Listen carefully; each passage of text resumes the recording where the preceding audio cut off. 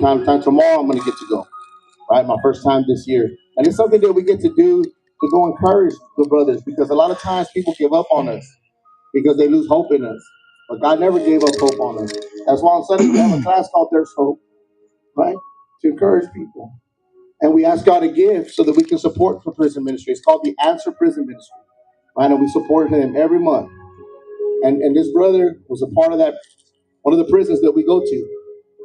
And I'm going to let him share what happened. But I want y'all to hear the testimonies that are coming from the money that we're investing into these ministries and to these individuals that are putting their personal life to decide to go and to speak and to encourage men that sometimes people have forgotten.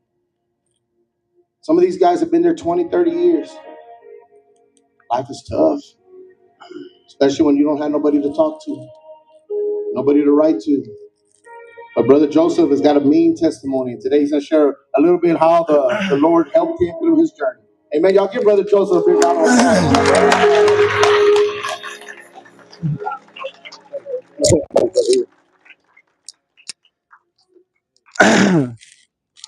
Um, it was easier in Carol Vance. um, my name is Joseph Rodriguez. The TDC knows me as 1891 322 and 02369945. I'm 38 years old, and just like I had a lesson, any teenager thought he knew everything.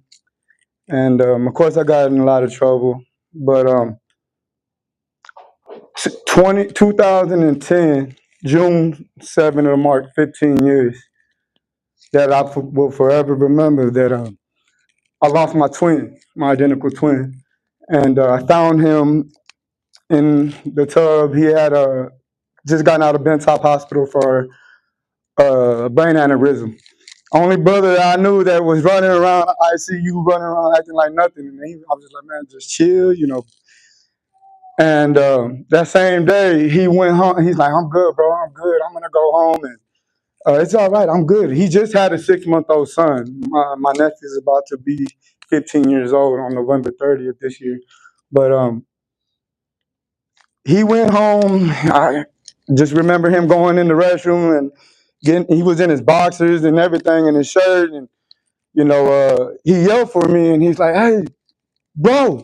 I'm like, what's up, man? I went in there and he's in the tub and everything. I'm like, what's up, man? You good? He goes, yeah, just go give me a glass of ice water. Please, I'm going to take my medicine.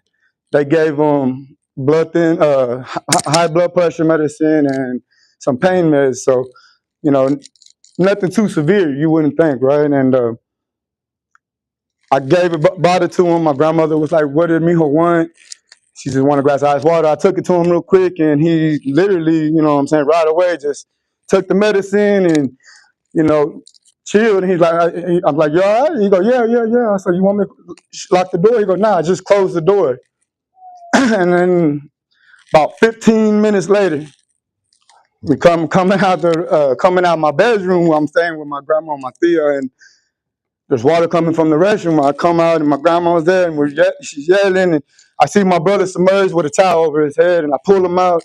I'm doing CPR, and I'm just in shock. I'm just I'm putting my breath up into my brother, and I slap him, and he was already gone. I tried until EMS got there, but that was my breaking point. And I did everything I could to numb everything by drinking, drugs, everything. Didn't work. Started drinking and driving.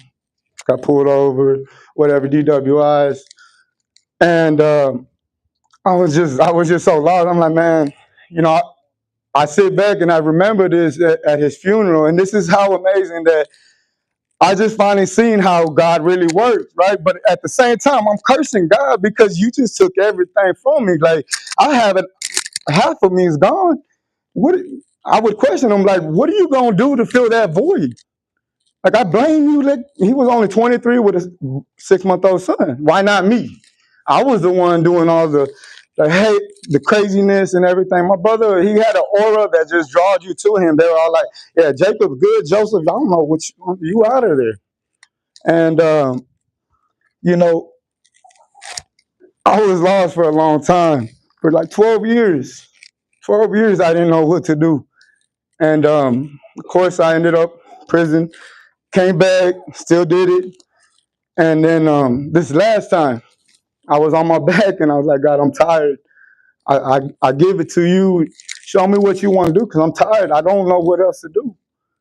And I ended up again, this time it was a little severe for drinking and driving, looking at 18 years.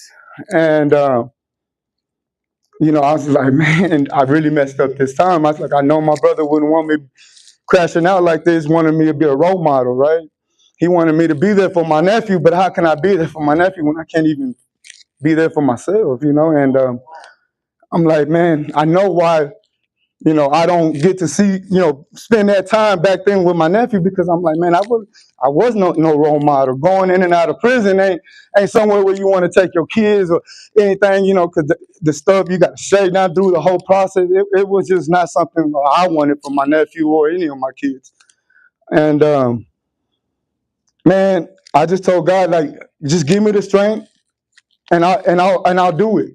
I don't know what it is. I just give me the strength. So I called my attorney, right? And I was like, man, look, just tell him I'll sign right now. Just tell him, give me anything under 10. I'll take 10 years or anything.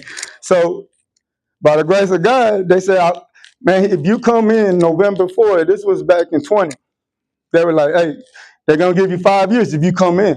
I'm like, all right, whatever. Right now, I just don't even got I ain't had nothing to my name. I was jobless. I was both back living off the government, trying to get a check, you know what I'm saying? And I was just tired. I was beat. So what did I do? I just took an Uber downtown and turned myself in. They're like, man, you're crazy. What are you doing? Like, let them catch you. For what? I ain't got nothing. I ain't got nothing.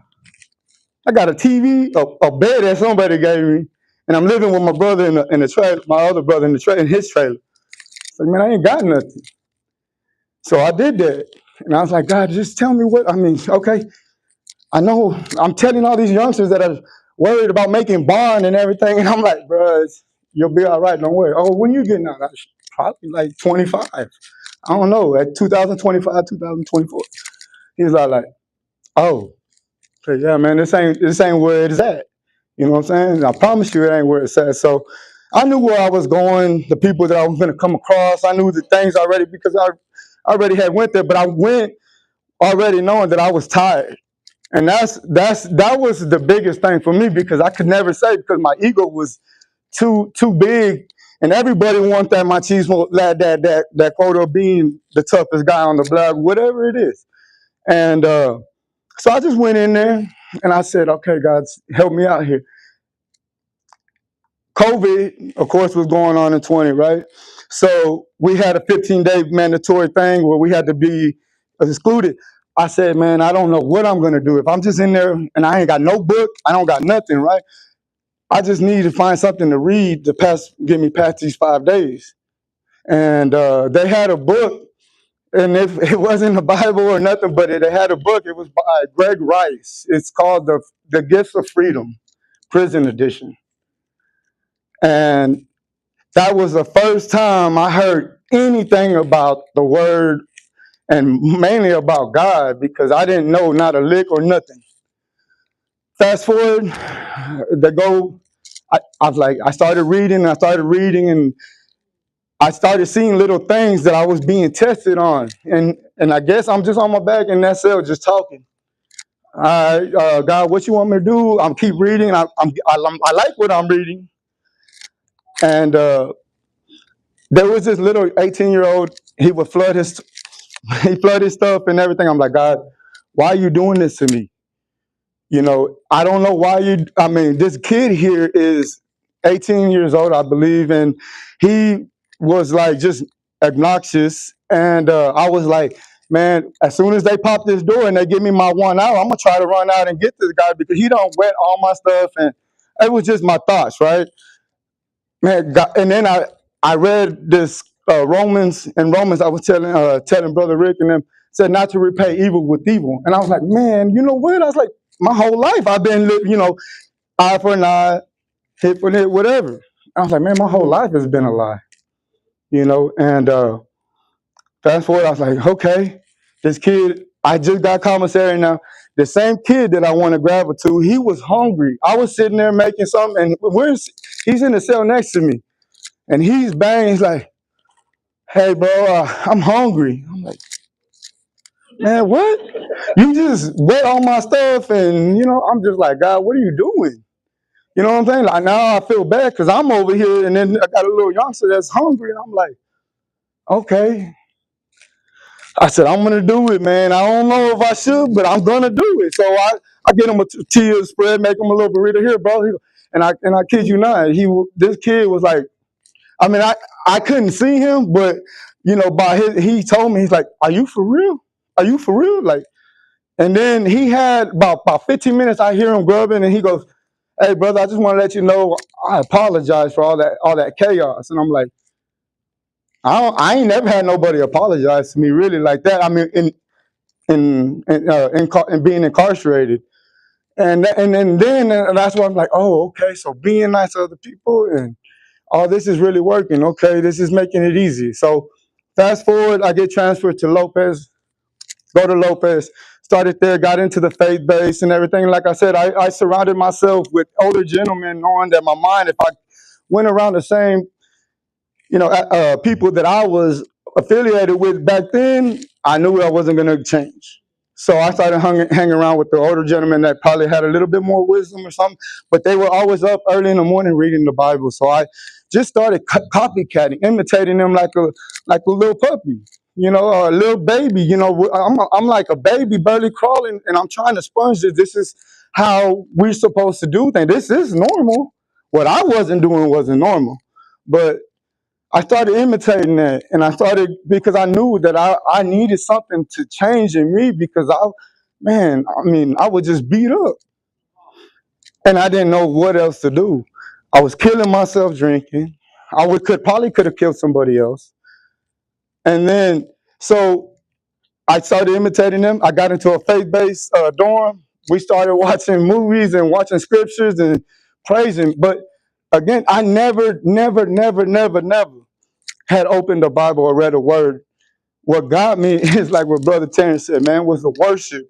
Because I wasn't going to listen to another man that's in the same predicament as I'm in a way, because I was very like, hey, man, we're both in white. You know what I'm saying? So I didn't really trust it. I didn't trust it, but I would sit back and I listen to the words of the worship because they told the story of a true statement of a king. You know what I mean? And that couldn't have been a lie if they're singing about it in all these songs that are worshiping. They're not lying about telling a story about a king. So that's what I gravitated on, and it was just like I love the way that it made me feel. So I said, okay, well, this feels different. Let me go ahead and just go worship over here, and then slowly it grabbed. Then we started. It's crazy because we're in prison. I'm telling you, they used to bring big screens into our dorms to watch movies, right? At Lopez, and we would watch a sermon and then worship, and then they put a movie on, like all kinds of Christian movies. I signed up. Pastor comes in there and he says there's a program called PFA, Prison Fellowship Academy, at Carol Vance, the old Jester 2, and I signed up for it. I ended up, I waited for a little while. Then they shipped me I went to Win Unit in Huntsville. Boy, I was like, I thought I signed up for a program and I thought I was going to be a lot better, but I signed up for PFA. I met Brother Edwin. I went over there. Brother Edwin, we used to come over there, man, preach everything. And I sit in the back and he would bring in that fire. But I was just like, man, I'm going to stand back. Anyway, I stood back. Brother kept going. I kept coming back, man. And I leaned on your brother. And needless to say that it's really about staying connected. It's about staying connected. The brothers that'll bring you out, man, that you wouldn't believe. As long as you stay connected and you believe, you can't go wrong. And first time I met Pastor, he said, grown man cry. I'm like, nah. Man, pastor was over there when he brought fire too. And that's the first time I said, man, this pastor's crying. Like for real. I was like, but to me, that was like nah, it's okay. It was okay to cry now. And man, I couldn't be more grateful because I wouldn't be standing here today, really, because I've been out 18, almost 2 years. Almost 2 years. All glory to God. But I have been going to other churches. But on graduation in March, I saw Brother Edwin again. I'm like, man, I've been looking for y'all. Where y'all at? I thought y'all were the answer ministry. No, bro, that's the prison ministry over here with Crooks. And ever since then, man, he gave me the card back in March.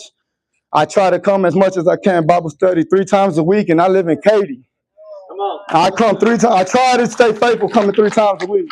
But all glory to God and my brothers here, man. I appreciate y'all. If it wasn't for y'all, Brother Edwin, man, thank you for saving my life, bro. Love y'all. Thank y'all, Cooks.